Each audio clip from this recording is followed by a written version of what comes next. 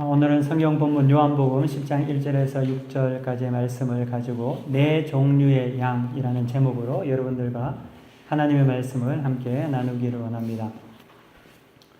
예수님께서는 수많은 비유를 청중들에게 하셨습니다. 그런데 그 비유를 들은 청중들은 곧장 예수님의 말씀을 잘 이해하지는 못했던 것 같습니다. 어떻게 보면 굉장히 단순한 비유였음에도 불구하고 또 알고 나면 삼척 동자도 알만한 그러한 것임에도 불구하고 모를 때는 전혀 감도 못 잡을 정도로 이해하지 못했다는 거죠. 예수님의 비유가 그들에게는 마치 난제와 같이 어렵게 느껴만 졌습니다. 복음을 비밀이라고 사도 바울은 이야기합니다. 왜 복음이 비밀이냐 하면 아는 사람에게는 너무나 쉬운 거지만 모르는 자들에게는 전혀 알 수 없는 수수께끼와 같은 것이 비밀이기 때문에 그렇습니다. 아는 자들에게는 비밀은 그저 상식에 불과합니다. 하지만 모르는 자들에게는 복음은 정말 알 수 없는 난제가 되고 만다는 것이지요. 이는 교육 수준에 따라 알 수 있는 지적인 무엇인가가 아닙니다. 산골 무지랭이 농부도 알 수 있는 간단한 것이지만 동시에 대학의 교수라든지 학자도 전혀 알 수 없는 것이 복음이라는 것입니다. 이 복음은 신비한 것이고 하나님께서 우리에게 눈을 열어 주실 때만이 깨달을 수 있고 알 수 있는 것입니다.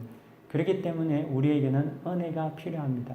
우리의 수고와 노력도 무시할 수는 없지만 하나님의 은혜가 없이는 절대 복음을 깨닫지 못합니다. 그래서 우리는 늘 하나님 앞에 겸손히 하나님을 의지해야 하는 것입니다. 오늘 성경 본문 1절에 보면은 주님께서 이렇게 말씀하십니다. 내가 진실로 너희에게 이르노니 문을 통하여 양의 우리에 들어가지 아니하고 다른 데로 넘어가는 자는 절도요 강도요 라고 말씀하십니다. 여기서 문이라 함은 예수님 자신을 말씀하고 계십니다. 당시 유대 사회의 문이라는 것은 그 문은 예수님이 아니라 율법이었습니다. 율법을 통해서 구원을 얻는다고 그들은 믿고 있었고 율법을 통해서 천국에 들어간다고 믿었습니다. 하지만 주님은 그 율법이 아니라고 말씀하시고 그 율법이 아니라 나 자신 예수 그리스도를 통해서 구원을 받는다고 말씀하십니다. 그리고 그 율법조차도 나를 통해서 나왔다고 말씀하고 계십니다. 이를 우리에게 좀 적용해 본다면은 우리는 우리의 모든 선하고 아름답고 의로운 행위조차도 우리의 모든 거룩한 것조차도 예수님을 거치지 않는 것들은 아무런 의미가 없다는 것입니다. 그 당시에 많은 유대인들이 율법을 통해서 의로워지려고 했지만 그들은 예수님을 알지 못했기 때문에 하는 족족 실패했습니다. 좌절하고 낙심했습니다. 하지만 예수님이 그 문의 주인이었다는 것을 알지 못했다는 거죠. 착해서 좋고요. 선해서 좋습니다. 또 정의롭고 의로워서 좋습니다. 세상에서 그 많은 좋은 것들을 원하고 또한 우리 또한 그렇게 살아가야 할 줄 믿습니다. 하지만 사랑하는 성도 여러분, 착하고 선하고 정의롭고 부지런하고 거룩한 이 모든 것들이 예수 그리스도의 보혈의 피를 거치지 않으면 무익한 것이 되고 만다는 것이죠.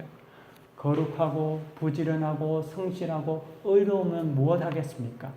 마지막 종착점에 도달하지 못한다면, 우리에게 그것이 보상으로 돌아오지 못한다면 그것만큼 낭패가 어디 있고 어리석은 일들이 어디 있겠습니까?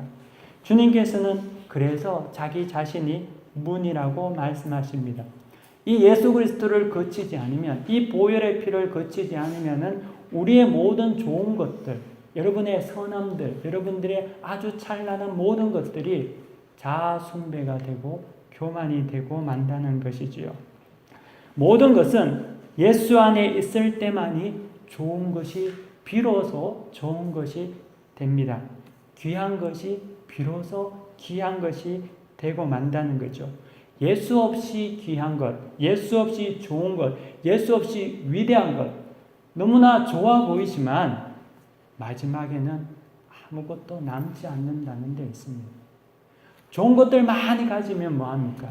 그 많은 것이 내 것이 아니라 남 것이 된다면 의미 없는 것이 되지 않겠습니까?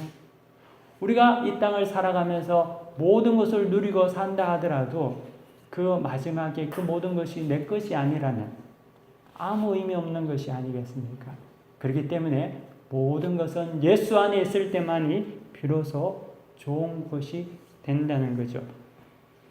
오늘 본문을 통해서 우리가 성경에 예수님께서 말씀하신 비유를 통해서 놓칠 수 없는 핵심적인 내용들은 양의 모습입니다. 저는 본문을 읽으면서 양이 반응하는 몇 가지 모습을 상상해 봤습니다. 생각해 보았습니다. 그 반응하는 모습이 목자 되신 주님과 그의 양인 우리의 관계를 생각하게 할 것이고 또 우리가 이를 통해서 한번 주님과 우리의 관계를 숙고하는 그러한 시간이 되기를 바랍니다. 첫 번째는 네 가지 양의 모습을 생각해 볼 수 있는데요. 첫 번째는 목자의 음성을 듣고 그리고 목자의 음성을 알고 따라가는 양입니다.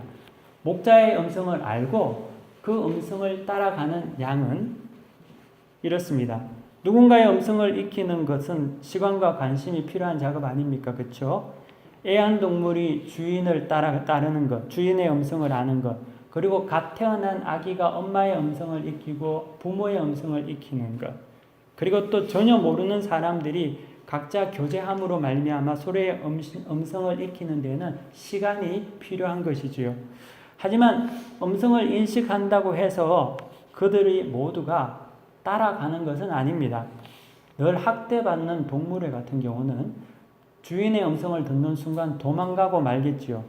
또 빛을 졌거나 또 철전지 원수관에 있는 사람들은 상대의 소리만 듣기만 해도 몸이 부르르 떨리고 숨으려고 할 것입니다.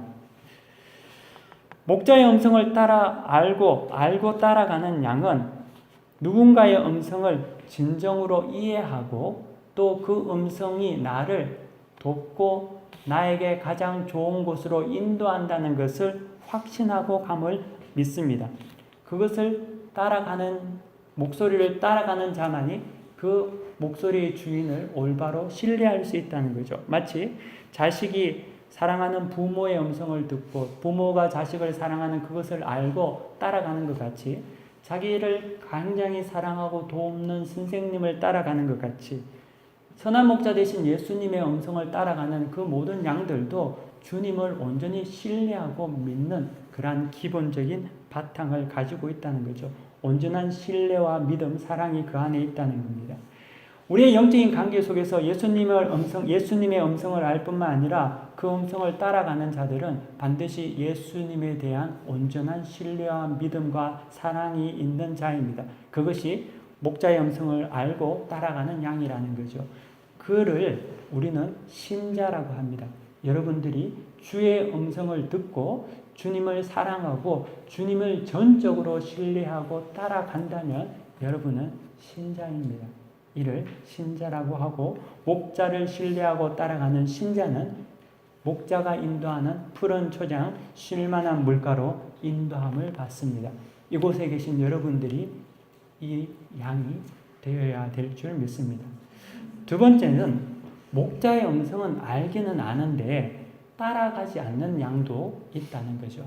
목자의 음성을 아는데 따라가지 않는 양도 있습니다. 대개 이런 경우는 두 종류인데요. 하나는 목자에 대한 부정적인 인식을 가지고 있는 경우입니다.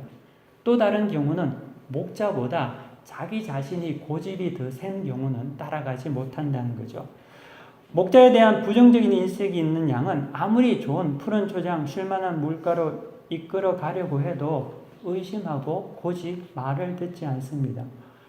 혹 목자가 나를 잡아먹으면 어떡하지? 나를 죽이면 어떡하지? 이런 의심을 가지고 목자를 대합니다. 그런 양들에게는 목자는 선한 목자가 아닙니다. 의심의 대상이고 불신의 대상입니다. 사랑하는 성도 여러분, 불신앙이 무엇입니까? 불신앙이라는 것은 안 믿는 것, 100% 안 믿는 것을 불신앙이라고 하지 않습니다. 불신앙은 의심하는 것을 불신앙이라고 한다는 거죠. 의심하는 것을 불신앙이라고 합니다. 그래서 야고보 사도는 그의 서신에서 불신앙에 대한 정의를 두 마음을 품은 자라고 말합니다. 마음이 나뉘는 것, 의심하는 것, 그것을 불신앙이라고 하죠. 불신앙은 신자가 아니라는 거죠. 어떨 때는 믿고 어떨 때는 안 믿으면 그거는 불신자입니다. 교회 안에 있는 자가 아니라 교회 밖에 있는 자를 불신자라고 하는 것 아니라 그들도 불신자지만 교회 안에도 어떨 때는 믿고 어떨 때는 안 믿는 두 마음을 가진 자를 불신자라고 한다는 거죠. 성경에 보면은 예수님의 이런 비유가 있습니다. 어느 주인이 타국으로 떠나면서 자신의 종들을 불러놓고 돈을 주고 일을 맡깁니다. 그리고 돌아오면 자기가 직접 셈을 하겠다고 말합니다. 당부했습니다. 각자의 종의 능력에 따라서 어떤 종에게는 5달란트를 주고 어떤 종에게는 또 어떤 종에게는 1달란트를 줬습니다. 하지만 1달란트 받은 종은 그로 인해서 마음이 상했습니다. 아니 어쩌면 상처를 받았는지도 모릅니다. 왜냐하면 자기는 5달란트가 아니라 1달란트를 받았기 때문에 주인이 자기를 신뢰하지 못했다고 생각했는지 모릅니다. 그래서 그는 곧장 주인의 돈을 가지고 땅에 묻고 주인이 오면 돌려주기로 마음을 먹습니다. 그리고 그의 생각에는 주인이 엄한 사람, 무서운 사람, 두고 보고 지켜보는 사람, 이런 사람으로 생각하게 되었습니다. 그래서 돈을 가지고 장사하라는 주인의 말을 듣기보다는 그냥 묻어두고 말았던 거죠. 주인이 돌아오자 그가 말합니다. 마태복음 25장에 보면 이렇게 종이 말하는 내용이 적혀 있습니다. 주인이여, 당신은 굳은 사람이라 심지 않은 데서 거두고 해치지 않은 데서 모으는 줄을 내가 알았으므로 두려워하여 나가서 당신의 달란트를 땅에 감추어 두었나이다. 보소서 당신의 것을 가지셨나이다. 이렇게 하며 주인에게 돌려줍니다. 여기서 성경에서 말하는 같이 이 종에게는 주인은 굳은 사람이었습니다. 그리고 심지 않는 데서 거두는 그러한 악랄한 사람으로 느껴졌다는 거죠. 오해였죠. 사실 주인이 달란트를 나눠준 근본적인 이유는 종들에게 복주기 위해서였습니다. 축복하기 위해서 그 달란트를 나눠줬습니다. 잘못된 인식과 의심이 잘못된 행동을 만드는 경우가 된 거였죠. 세상에는 목자를 따라가지만 목자를 잘못 인식하고 따라가는 양들이 많습니다. 그래서 목자를 온전히 신뢰하지도 못하고 두렵고 무서운 그리고 의심의 눈으로 이해하는 많은 양들이 있다는 거죠.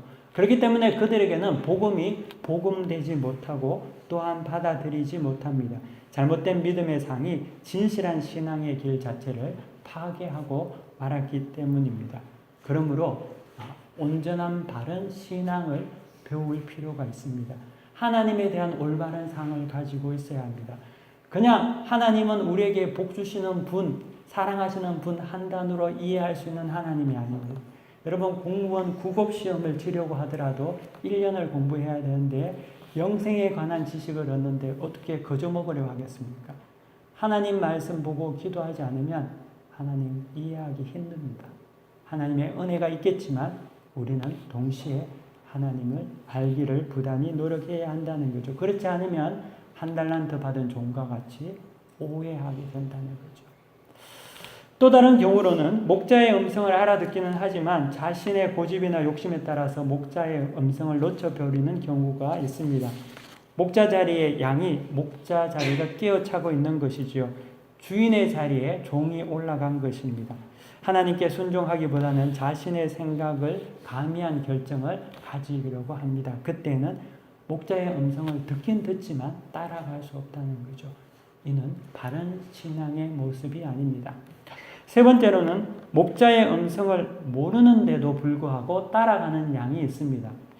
한 아이가 모르는 사람을 그냥 따라간다고 생각해 보십시오. 생전 듣지도 보지도 못한 낯선 사람을 따라서 어딘가 가버린다면 그 부모님의 마음은 애가 타고 속이 타겠지요. 그로 인해서 굉장히 어려움을 겪을 것입니다. 양이 목자의 음성이 아니라 다른 이의 음성을 따라간다면 그 양은 필히 위험에 빠지고 말 것입니다. 세상에는 참 목자의 음성을 모르고 아무 음성을 따라가는 양들이 있습니다. 양의 습성은 단순합니다. 음성을 듣고 무조건 따라가는 거죠. 근데 문제는 그 음성이 목자의 음성이 아니라는 데 있습니다. 그들도 찾으려고 합니다. 목자의 음성을 들으려고 합니다. 무엇인가 존귀하고 가치 있는 것, 영원한 삶에 대한 갈망들이 있습니다. 하지만 참 목자의 음성을 모르기 때문에 그들은 아무 음성에 대해 가치를 두고 따라가게 된다는 거죠. 그 음성이 무슨 음성입니까?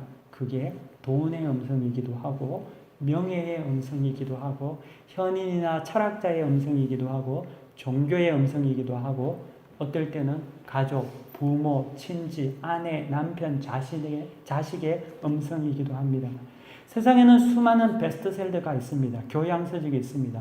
하지만 그런 책을 즐기는 사람조차도 하나님의 음성이 담긴 하나님의 말씀은 잘 듣지 못한다는 거죠. 지루해야 합니다.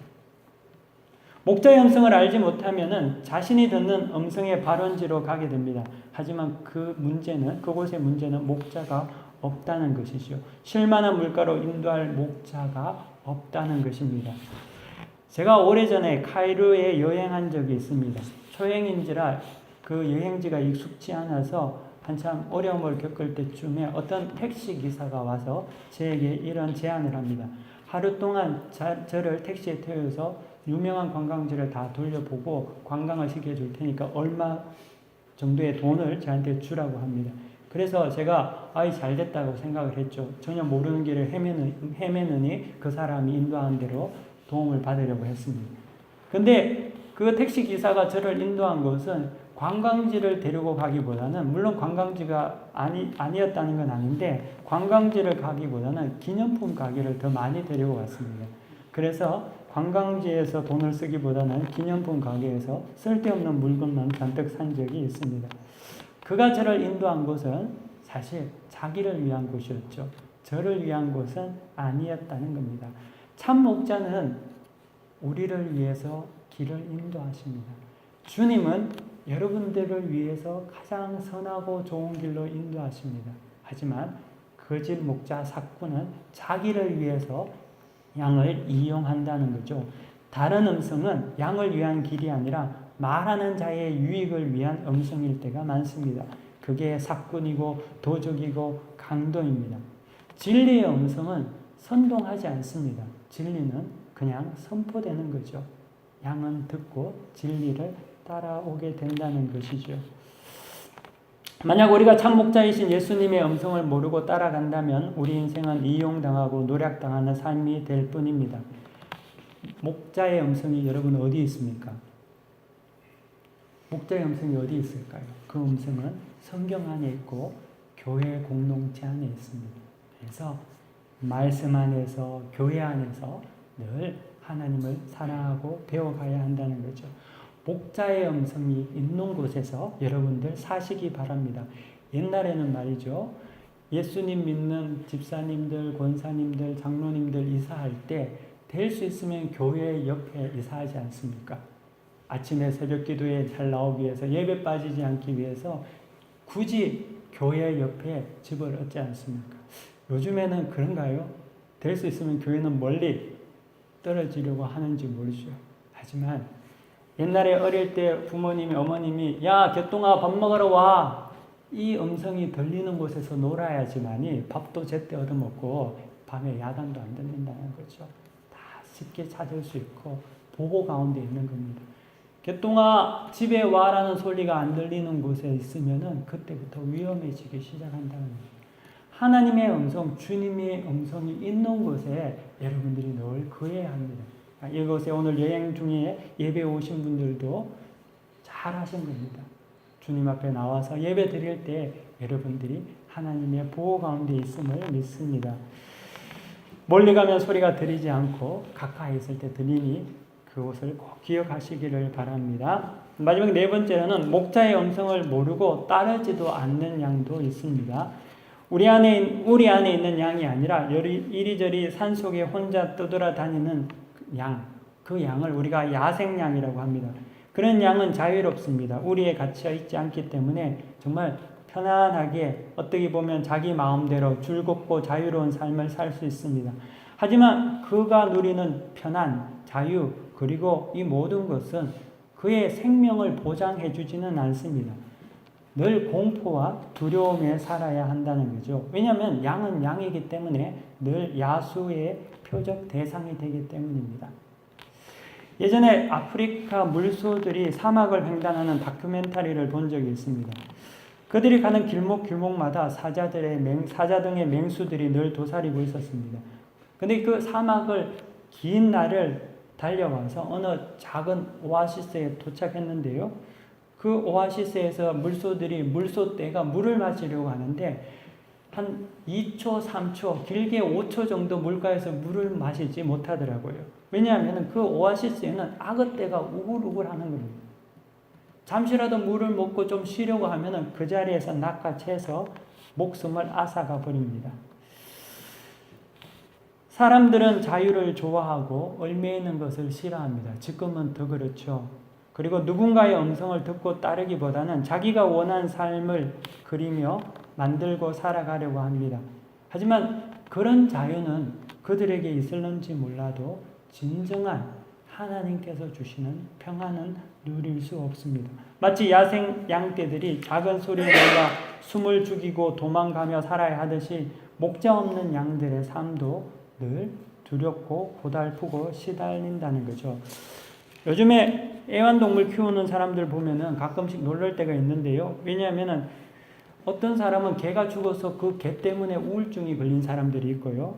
어떤 사람은 개가 자기가 죽으면서 그 유산을 자식에게 주는 것이 아니라 개나 고양이한테 남기는, 애완견에도 남기는 사람들이 있지 않습니까? 개가 먹는 밥값이 사람이 먹는 밥값하고 거의 비슷하죠. 그런 종류의 애완견들을 보면 정말 개팔자가 상팔자라는 것을 느낄 수가 있습니다.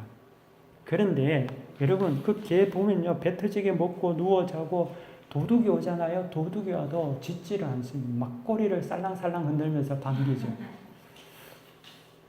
근데 개팔자가 상팔자인데 왜 개팔자가 상팔자가 될 수 있습니까? 주인집 안에 있기 때문에 그렇지 않습니까? 주인의 보호 안에 있기 때문에 그 애완견들이 그 좋은 부귀영화를 누리는 것 아닙니까? 제가 아는 친구 집에 가면 개와 고양이가 같이 이렇게 애완용으로 그 집에서 키우는데 개가 야성을 잃어버리다 보니까 고양이가 먼저 달려와서 막 물며 개가 도망가는 그런 희한한 진풍경을 보게 된다는 거죠. 보호 안에 있을 때 이렇게 달라지는 거죠. 목자 안에 있는 양들은 그 목자의 보호하신 가운데 푸른 추장 물가에서 쉴 수 있습니다. 아무리 성냥이가 와도 무서운 사자가 짐승이 와도 목자 아래에 있으면 보호 아래에 있으면 안전한 것입니다. 하지만 목자 없이 그냥 혼자 살아가는 짐승은 생존의 두려움이 있습니다. 성경은 하나님께서 우리를 고아와 과부와 같이 내버려 두지 않는다고 분명하게 말씀하십니다. 여러분 이 말씀을 믿습니까? 예. 하나님은 여러분을 절대 홀로 두지 않습니다. 하나님은 여러분을 보호하십니다. 하나님은 여러분을 사랑하십니다. 그리고 하나님 안에 있는 자유함을 누리시기를 바랍니다. 그 자유가 우리를 진정한 곳으로 인도하는 온전한 축복이며 우리가 누려야 할 행복이라는 것이죠. 우리는 야생을 어떻게 보면은 기대하고 살아가죠. 탕자와 같이 부모님의 집을 떠나면 뭔가 대단한 일을 하고 자기가 무엇인가를 누릴 것 같이 생각합니다. 하지만 탕자가 집 떠나서 어떻게 됩니까? 재산을 다 날려버리고 쫄쫄 굶고 다시 돌아오는 거 아닙니까? 청소년 시절에 자녀들 사춘기에 부모 떠나서 친구들하고 놀면 좋을 것 같아서 떠나나가면은 가출하면은 가는 곳이 주유소에서 기름 넣거나 찜질방에서 자다가 며칠 못 되어 돌아오죠. 우리는 하나님 품에서 떠나 있는 어떠한 삶에 대해서 굉장히 로망을 가지고 있습니다. 그것이 굉장히 어떻게 보면은 자기 자신의 원 만족을 채워줄 거라는 그러한 상상을 하고 살아갑니다. 하지만 사랑하는 성도 여러분, 우리는 슈퍼맨도 아니고요, 초월자도 아닙니다. 우리는 단지 연약한 인간이고 성경의 비유로 말하는 양일 뿐이라는 거죠. 우리가 선한 목자 되신 주님의 보호 안에 있는 곳에 우리는 진정 비로소 주님과 더불어 슈퍼맨도 될 수 있고 초월자도 될 수 있는 거죠.